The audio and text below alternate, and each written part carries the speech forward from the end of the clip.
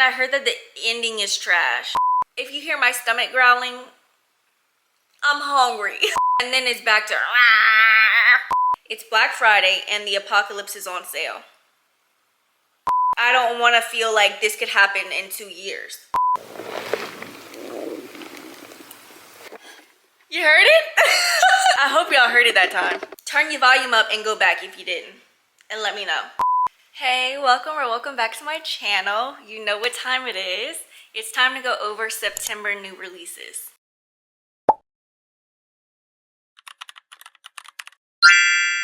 This time I do have them separated again by genre. First up, we have horror. We Came to Welcome You. The Other Black Girl Meets Midsommar.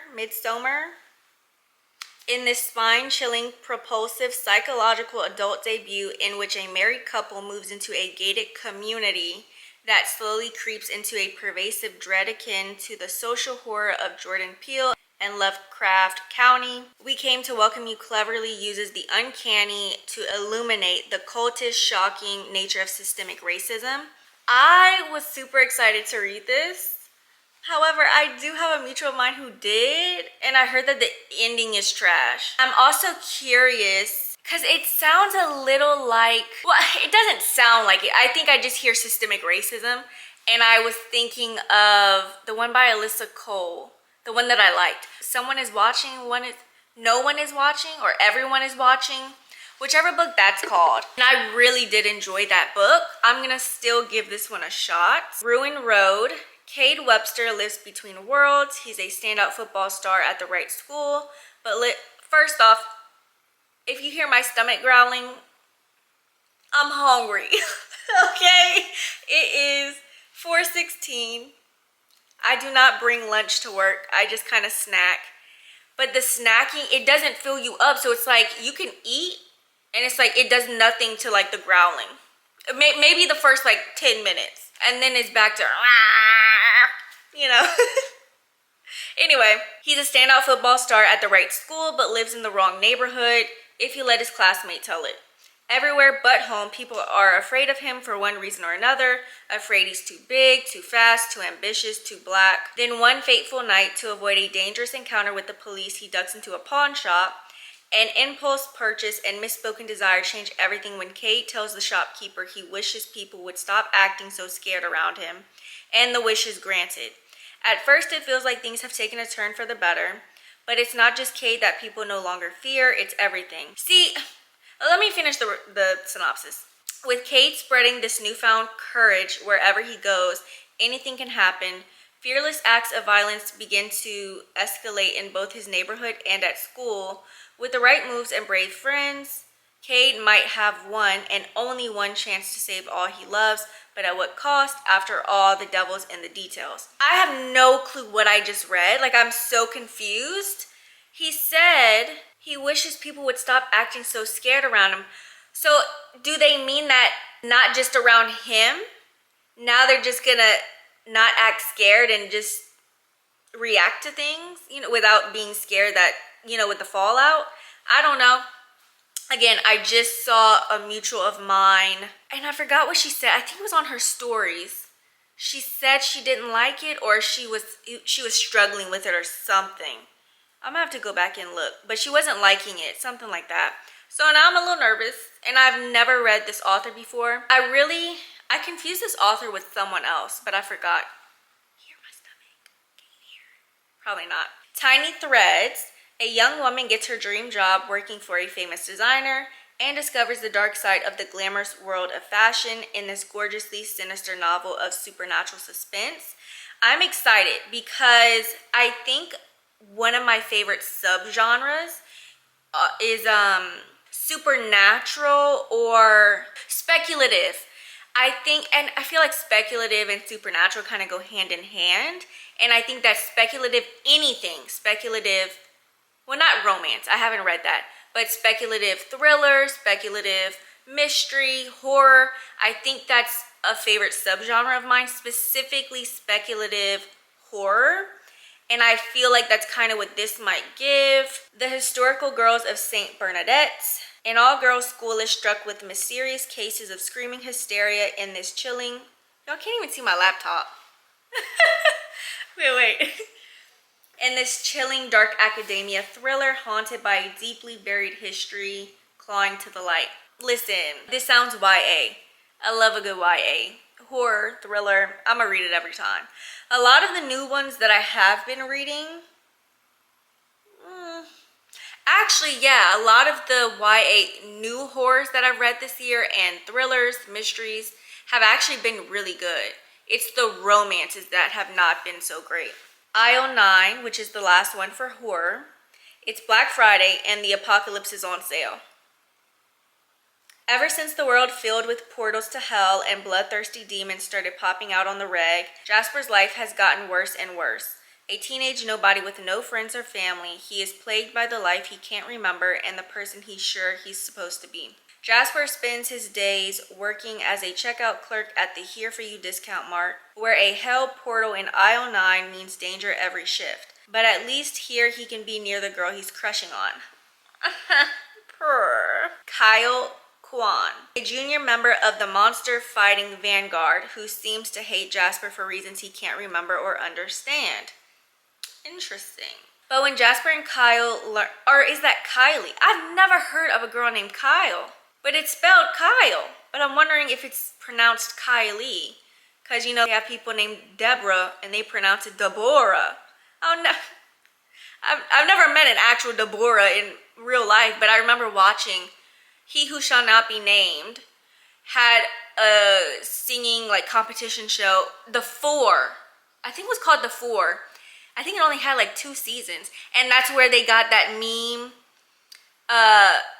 Cordell's brother. That's what I'm gonna start saying now. Cordell's brother. I don't even remember his name. Beckham. The Beckham man. The football player. Oh, wait! He's the... I think he just looks like him. Not me over here about to be lying to y'all. Oh my gosh. If you look up the video and they're like staring at each other like this, he does have a famous family member, if I remember correctly. I forgot who it is. I think he just looks like, what's Cordell's brother's name? I don't remember. They just look alike.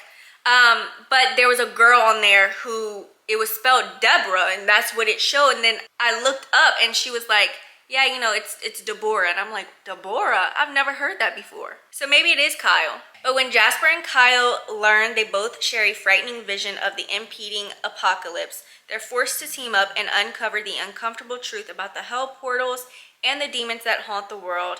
Because the true monsters are not always what they seem, the past is not always what we wish, and like it or not, on Black Friday, all hell will break loose, starting in aisle 9.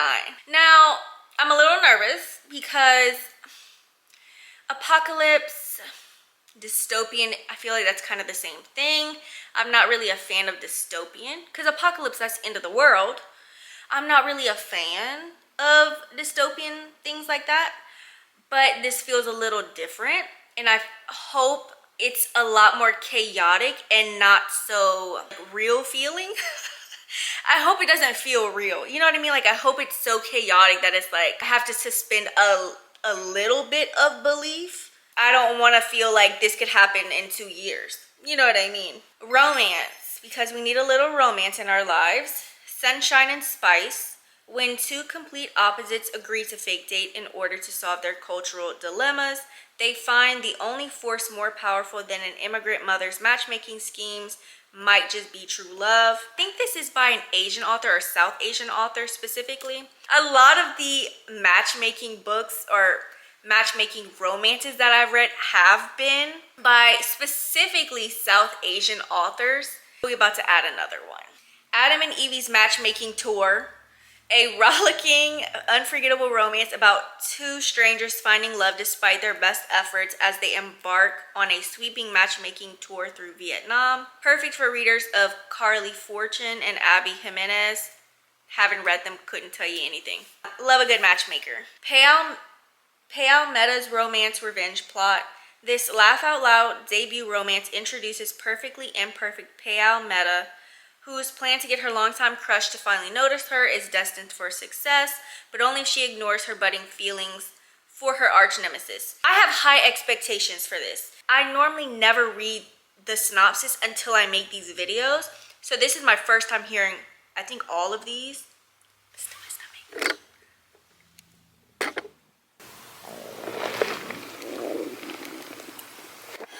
You heard it? I hope y'all heard it that time. Turn your volume up and go back if you didn't, and let me know. Yeah, but I have high expectations for this one because number one, it says laugh out loud. You can't put that and then have me reading like this. I'm gonna need you to have me doing this every other page, okay? So I have high expectations, but also I hope it goes well because I have read some other books that we have an FMC who likes someone and they use someone to fake date them to get their attention, or they partner up with someone and they end up ultimately falling for the other person and they realize that, oh, I didn't like the one that I was going for. And a lot of them that I have read, especially like this year that I remember, they weren't great. Contemporary fiction, A Good Indian Girl, an immersive, provocative, and heartfelt novel that follows a disgraced Indian American divorcee who spends a summer in Italy reconnecting with her love of cooking and reckoning with cultural expectations to make the choice of a lifetime. I am very happy with a lot of the books that I have read this year because I've definitely branched out. I've started reading graphic novels, historical fiction, and one that I've been reading, or I think I've been reading contemporary fiction, or I think I'm confusing reading them with adding them to my TBR and I haven't gotten to them yet. But I don't read a ton of adult contemporary, even though I have read adult romances that are advertised and marketed as romance, but it's really contemporary with like a subplot of romance. Geeta Desai is not here to shut up. It's 18-year-old Geeta Desai's first year at Stanford, and the fact that she's here and not already married off by her traditional Gujarati parents is a miracle. She's determined to death grip her good girl model student rep all the way to med school, which means no social life or standing out in any way. It should be easy. If there's one thing she's learned from her family, it's how to shut up, fade into the background. But when childhood memories of her aunt's desertion and her then uncle's best friend resurface, Geeta ends up ditching the books night after night in favor of partying and hooking up with strangers. Still, nothing can stop the little voice growing louder and louder inside her that says something is wrong, and the only way she can burst forward is to stop shutting up about the past. Oh, this one might be a little darker because I'm just realizing it says, you know, she's going to start thinking about past memories, and it includes the uncle's best friend, and I feel like we all kind of know what that means, or that it refers to. Second Chance on Earth, a father, a friend, and a favorite book help a teen boy understand love and loss in this moving and vivid YA novel in verse. I am iffy about this because it is a book written in verse. I've read a few books that are in verse. I have one that I haven't read yet. I just feel like I would read them too fast and I wouldn't appreciate it enough. So that's the only reason why I'm a little iffy. Don't be surprised if I do read it and I come out with like a 3-star or a 4-star. Last but not least, my last section, we have fantasy, and y'all know I'm a fantasy girly now. Immortal Dark, The Cruel Prince meets Ninth House. I have read The Cruel Prince. Can't believe I read it. Have not read Ninth House. In this dangerously romantic dark academia fantasy where a lost heiress must infiltrate an arcane society and live with the handsome vampire she suspects killed her family and kidnapped her sister. Y'all know I'm a library book reader. That's where I get my books from. I rarely buy books. If I do, say it with me, they're always BIPOC authors. So I was planning on reading this from the library. They just haven't gotten it yet. I have a mutual of mine on TikTok who posted about it and was raving about it, and I was like, you know what? The way you're talking about this book, it sounds like I just need to go to Barnes and pick it up, or another bookstore, you know, and pick it up instead of borrowing it. And she was like, yeah, you're gonna need to do that. So I think I will, but maybe I might still get it from the library first because I have seen some negative reviews. Mind you, I don't trust them because all I've heard were positives. The positives definitely outweigh the bad. I don't want to let that get to me. Celestial Monsters. I'm not going to be reading the synopsis for this because this is the second book in what's going to be a trilogy. I have also not read the first one. This is by Aiden Thomas. They wrote Cemetery Boys. I absolutely loved the Cemetery Boys, or Cemetery Boys. I don't remember if it has the in the front of it. The first book, the Sunbear Trials, and I think that's the name of the trilogy as well. That is about welcome to the Sunbear Trials, where teens semidiosis compete in a series of challenges with the highest of stakes in this electric New Mexican inspired fantasy. I still have not read it yet. I know it's on KU and my library has a physical copy of the first one, and I keep passing it up till the last beat of my heart. In this YA contemporary fantasy, the teen son of the local mortician accidentally reanimates the dead body of the boy he had more than friendly feelings for. But can he keep him alive for good before their time runs out? Perfect for fans of Cemetery Boys and The Taking of Jake Livingston. Before I get to that last part, now that I'm reading this kind of reminds me of that one season of American Horror Story. That white boy, I don't remember his name. Ryan? I heard he's a racist. The one that used to date Halsey. And Halsey's the one that kind of outed him. Whatever his name. I think it's Peter.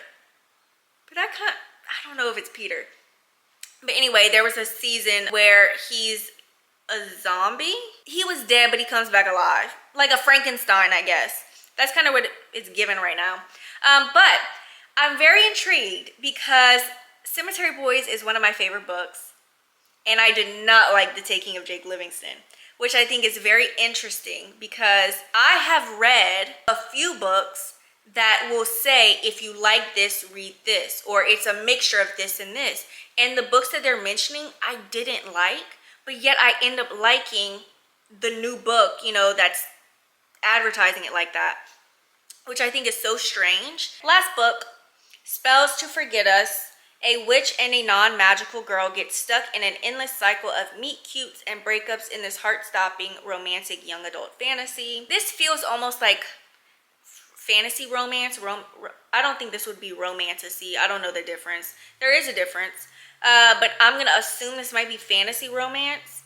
And I don't think I've read too much of those. A lot of the fantasies that I've read, it's more so a subplot of romance. But there's just so much action going on. Y'all, I just love fantasy now. Which one am I most excited about? Let's see. Like y'all asked me. I'm going to pretend y'all did. In the fantasy section, no question, Immortal Dark. Contemporary fiction, Gita Desai is not here to shut up. Romance, if I'm going based off of just plot, I'm going to go with Payal Meta. That one. I just hope it's good. My horror section, probably The Hysterical Girls of St. Bernadette's. I think that might be, I probably would have said We Came to Welcome You, but I'm a little scared because of that one mutual mind.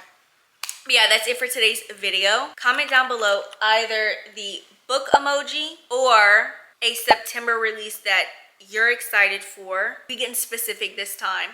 Anyway, I'll see you next week.